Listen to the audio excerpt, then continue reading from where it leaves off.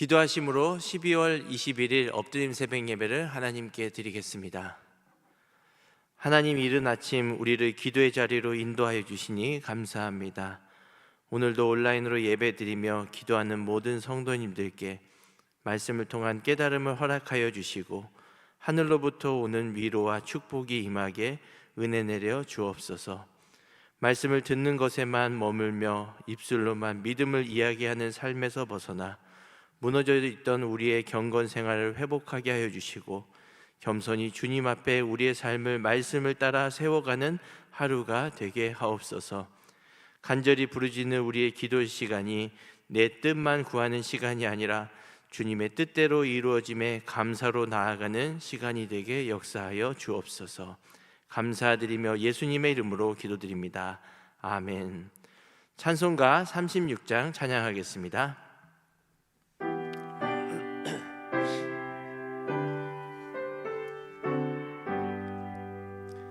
주 예수 이름 높이여 다 찬양하여라. 금면류관을 들여서 만유의 주 찬양. 금면류관을 들여서 만유의 주 찬양.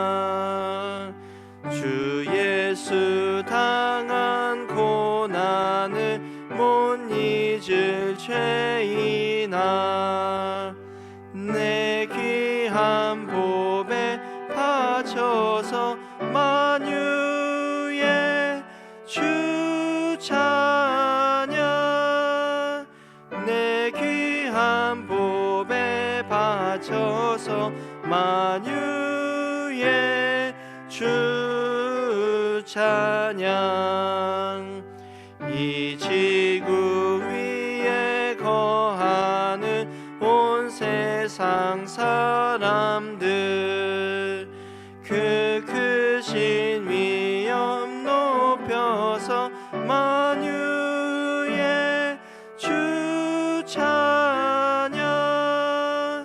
그 크신 위엄 높여서 만유의 주 찬양. 주 믿는 성도 다 함께 주 앞에 엎드려 무궁한 노래 불러서 만유의 주 찬양. 무궁한 노래 불러서 만유의 주 찬양.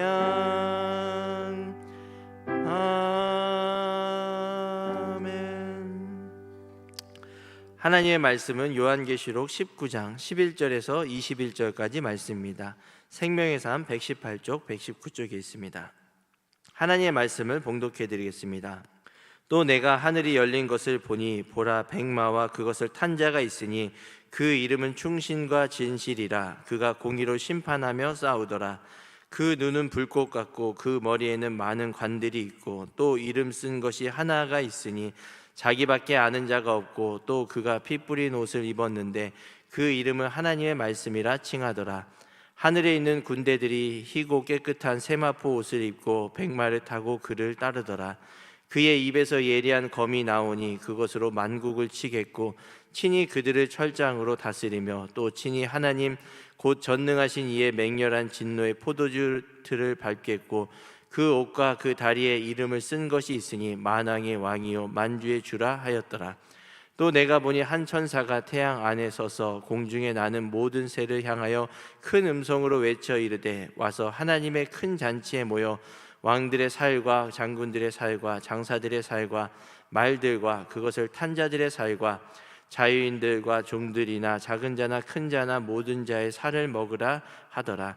또 내가 보니 그 짐승과 땅의 임금들과 그들의 군대들이 모여 그 말 탄 자와 그의 군대와 더불어 전쟁을 일으키다가 짐승이 잡히고 그 앞에서 표적을 행하던 거짓 선지자도 함께 잡혔으니 이는 짐승의 표를 받고 그의 우상에게 경배하던 자들을 표적으로 미혹하던 자라. 이 둘이 산채로 유황불 붙는 못에 던져지고 그 나머지는 말탄 자의 입으로부터 나오는 검의 죽음에 모든 새가 그들의 살로 배불리더라. 이 말씀은 살아계신 하나님의 말씀입니다. 아멘.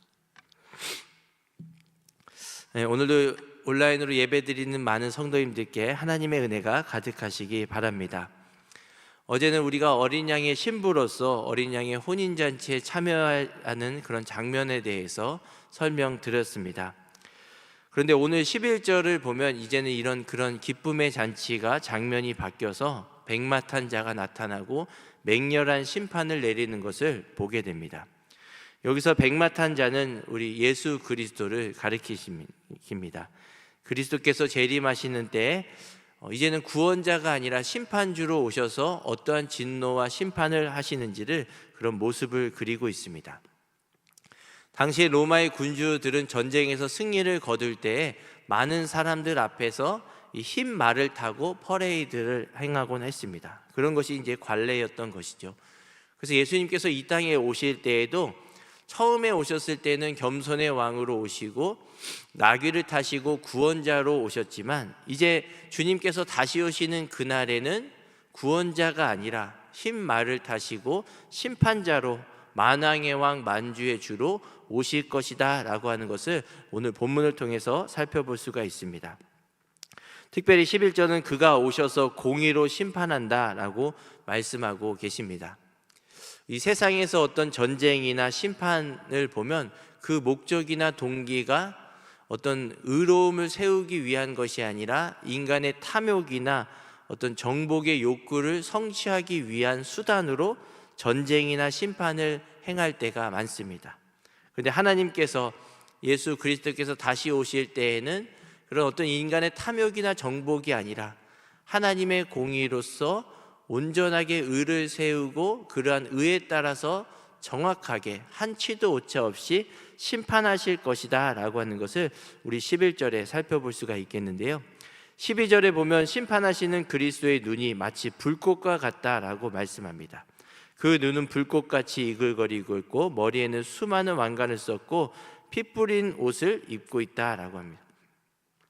여기서 이제 좀 조금 특별하고도 우리가 주목해야 할 것은 하늘에 있는 군대의 백마탄 군사들의 옷이 갑옷이 아니라 깨끗한 세마포 옷을 입고 있다라고 하는 것입니다. 심판하시는 주님께서 다시 오실 때는 하늘의 군대를 데리고 오시는데 그때의 군사들이 입은 옷은 오늘날에 이런 흔히 전쟁할 때 사용하는 무기나 갑옷이 아니라 깨끗한 세마포 옷이다라고 하는 것입니다. 이것은 무엇을 상징하냐고 하면 마지막 때의 심판, 마지막에 주님께서 오셔서 심판하고 전쟁, 맹렬한 분노를 쏟으실 때에는 이 세상의 전쟁과 같지 않고 깨끗한 세마포 옷과 같은 하나님의 말씀으로 인한 심판이 임할 것이다 라고 하는 것을 우리가 볼 수가 있습니다. 다윗의 시편인 시편 20편 7편은 이렇게 말씀합니다. 어떤 사람은 병거, 어떤 사람은 말을 의지하나 우리는 여호와 우리 하나님의 이름을 자랑하리로다. 아멘.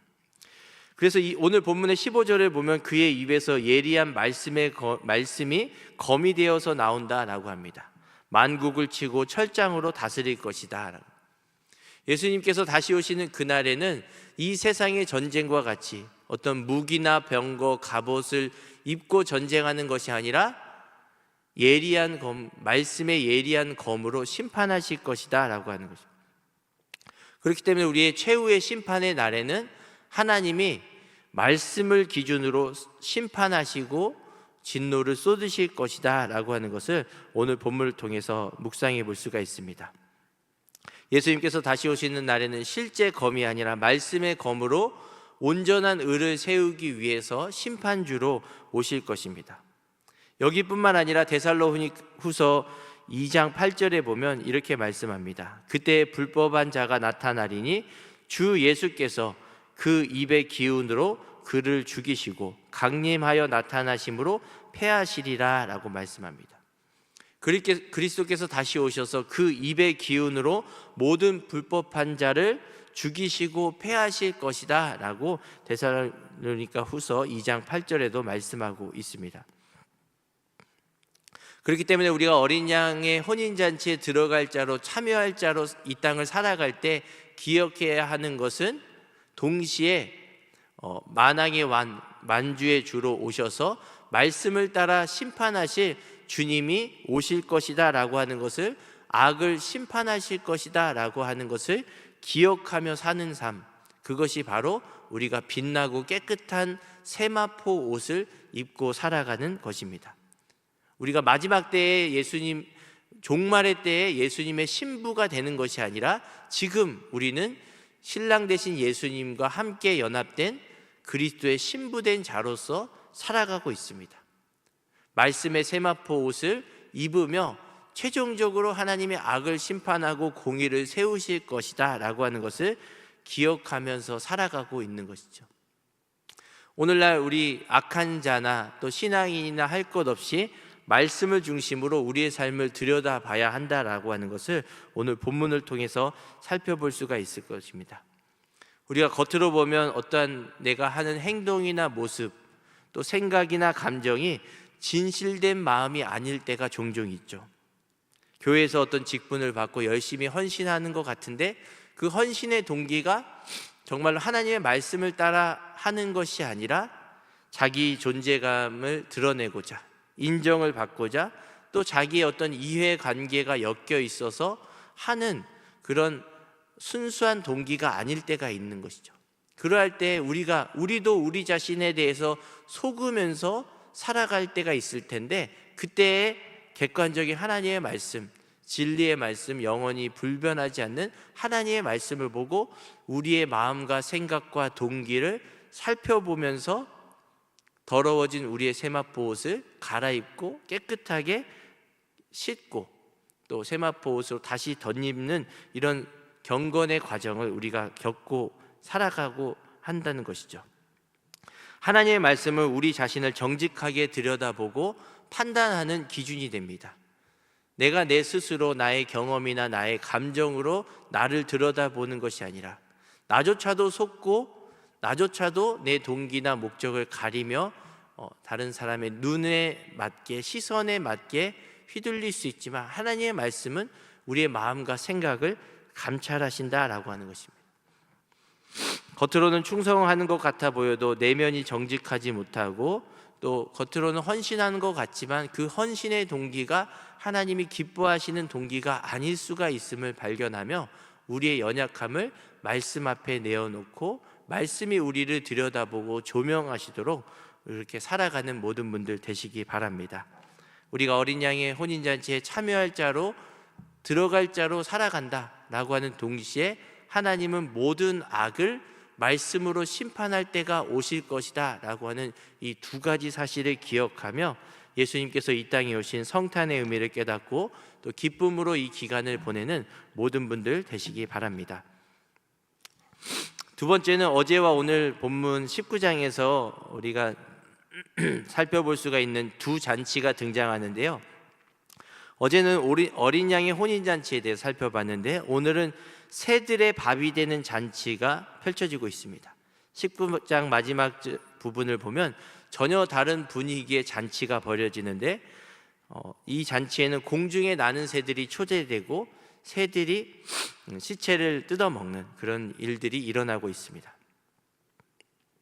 어린 양의 혼인잔치와 새들의 밥이 되는 잔치의 공통점은 동시에 주님이 다 예비해 놓으시고 베푸신 잔치라는 것입니다.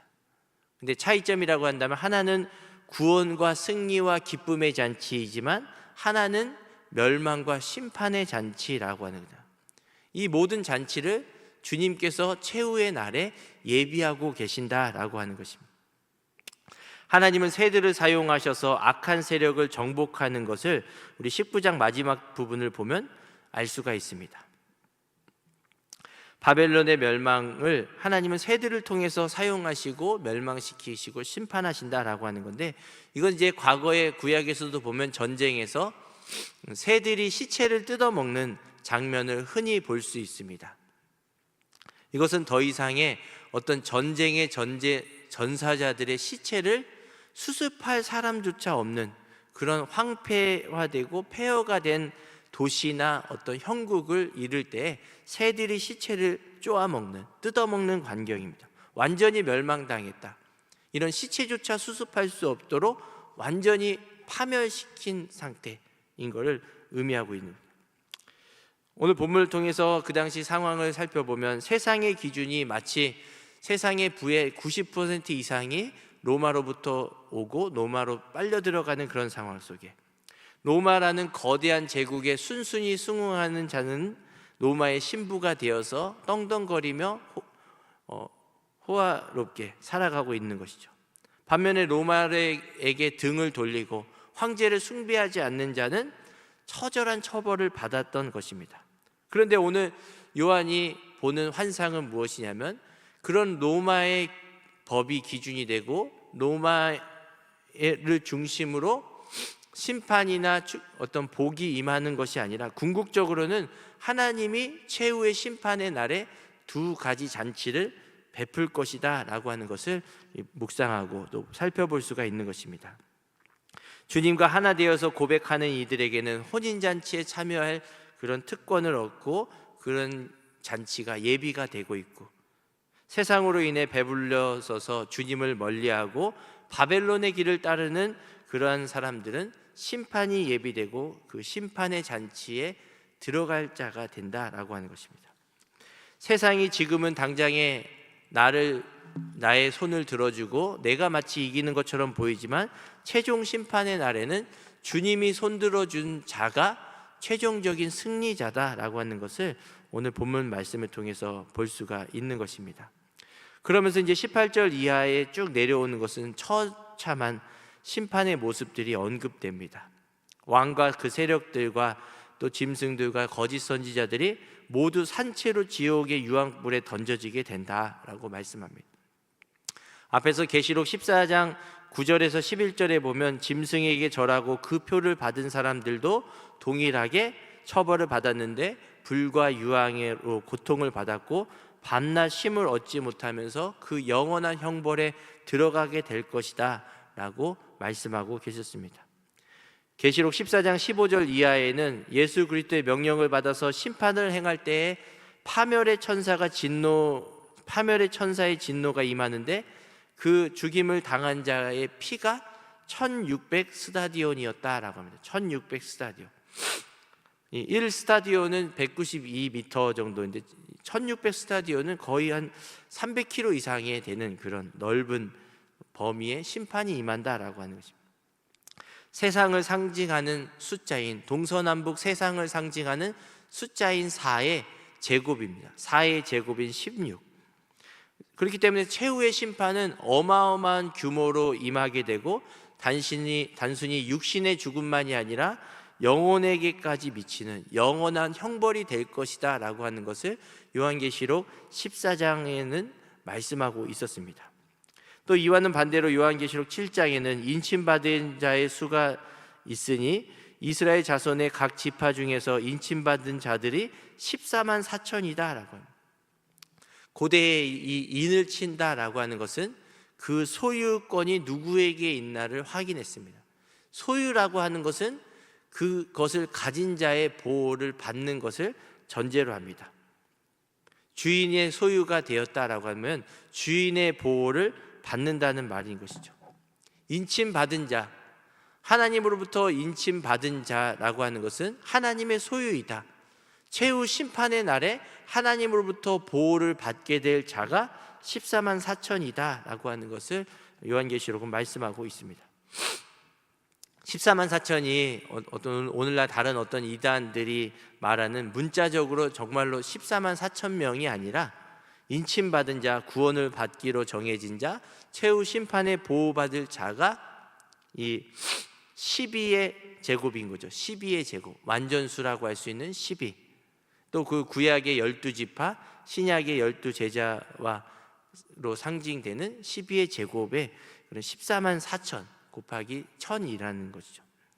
그만큼 구원받은 자의 완전수, 하나도 빠짐없이, 한 명도 나고 없이 하나님이 택한 자는 모두 다 이러한 보호를 받을 것이다, 구원을 얻을 것이다 라고 하는 것을 우리에게 동시에 대조적으로 위로해 주고 있습니다.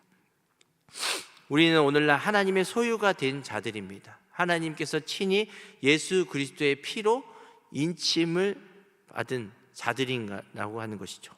우리가 마지막 날에, 종말의 때에, 최후 심판의 날에 비로소 그리스도의 신부가 되는 것이 아니라 우리는 이미 신부로 택함을 받고 청함을 받고 언약을 맺은 자들인 것입니다. 현실의 고난 속에서 어린 양의 혼인잔치가 예비해 두고 있음을 믿고 바벨론의 길을 따라가지 않고 어린 양의 혼인잔치가 있음을 믿고 빛나고 깨끗한 세마포 옷으로, 날마다 말씀의 세마포 옷으로 갈아입고 나아가 우리에게 정결과 신실함을 준비해 나아가는 그런 신부라고 하는 것이죠. 지금도 예수님을 대적하고 하나님을 조롱하는 이들은 세상에서 그가 어떤 지위를 가졌든 얼마나 많은 재산을 가졌든지 상관없이 그 사람들이 주님을 만나지 않으면 영원한 심판, 오늘 새들의 밥이 되는 잔치와 같은 그런 심판을 당할 것이다, 말씀으로 악인들을 심판할 것이다 라고 하는 운명에 처해지게 된다라고 하는 것이죠. 우리 삶을 짓누르고 으스대며 신앙인을 조롱하고 비웃는 자들이 많이 있습니다. 그러할 때 우리는 어린 양의 혼인잔치와 최후 심판의 날에 새들의 밥이 되는 그러한 잔치를 주님께서 동시에 예비하고 계시고 준비하고 계신다라고 하는 사실을 기억하면서 악을 악으로 갚지 않고 선으로 악을 갚으며 또 나를 저주하는 자를 위해서 기도하며 나아갈 수 있는 그런 거룩한 주님의 신부가 되는 모든 분들 되시기 바랍니다. 특별히 대림절 기간에 어린 양의 혼인잔치, 재림하실 예수 그리스도를 맞이하는 믿음과 기쁨으로 돌아오는 성탄절을 기쁨으로 감당하며 또 예배드리며 나아가는 은혜로운 그런 기간, 절기가 되시기를 간절히 축원합니다. 기도하겠습니다. 하나님, 오늘도 이른 새벽 우리를 기도의 자리로 불러주시니 감사합니다. 비록 온라인으로 예배드리고 각자의 자리에서 기도할지라도 주님의 임재를 깊이 경험하는 예배의 자리, 기도의 자리가 되게 하여 주시옵소서. 간절히 바라고 구하는 기도의 제목 위에 주님께서 친히 모든 삶을 헤아려 주시고 하나님 보시기에 가장 좋은 응답으로 넉넉하게 채워 주옵소서. 고은 원로 목사님의 건강을 주님께서 친히 돌보아 주시고 언제나 성령께서 감싸 안아 주셔서 고요하고 평온한 삶으로 주님 인도하여 주옵소서. 옆에서 오랜 시간 간호하셨던 사모님의 건강도 지켜주시고 보호하여 주시고 어떤 시간 어떤 공간에 계시든 성령께서 주시는 세상이 줄 수 없는 평안함과 위로를 허락하여 주옵소서. 주일 말씀을 준비하시는 허연 담임 목사님께 말씀의 권능과 성령의 충만함을 더하여 주셔서 예배에 나온 모든 성도님들이 말씀의 은혜 받고 힘있게 한 주를 살도록 인도하여 주옵소서. 광야와 같은 버거운 삶의 상황일지라도 어린 양의 혼인잔치에 참여할 자임을 기대하며 기쁨과 감사로 삶의 고비를 믿음과 축복으로 넘는 은혜가 있게 도와주옵소서. 온라인으로 예배드리며 여러 가지 모양으로 감사의 고백과 믿음의 고백을 담아 봉헌한 손길들을 축복해 주시고 드린 손길 위에 마르지 않는 은혜와 복으로 채워 주옵소서. 이 시간에 많은 어려움과 문제의 상황 속에서도 바벨론과 같은 세상에서 답을 구하지 않고 주님만을 바라보며 간절히 기도하는 모든 분들의 기도에 주님 귀 기울여 주시옵소서. 기도할 때 이미 얻은 줄로 믿고 신뢰하며 감사함과 기쁨으로 아뢰 수 있는 우리의 모습들이 다 되도록 역사하여 주옵소서. 감사드리며 예수님의 이름으로 기도드립니다. 아멘. 하늘에 계신 우리 아버지, 아버지의 이름을 거룩하게 하시며 아버지의 나라가 오게 하시며 아버지의 뜻이 하늘에서와 같이 땅에서도 이루어지게 하소서. 오늘 우리에게 일용할 양식을 주시고 우리가 우리에게 잘못한 사람을 용서하여 준 것 같이 우리 죄를 용서하여 주시고 우리를 시험에 빠지지 않게 하시고 악에서 구하소서. 나라와 권능과 영광이 영원히 아버지의 것입니다. 아멘. 계속 기도하실 때에는 나라와 민족, 교회 또 주신 말씀을 생각하며 기도의 자리로 나아가겠습니다.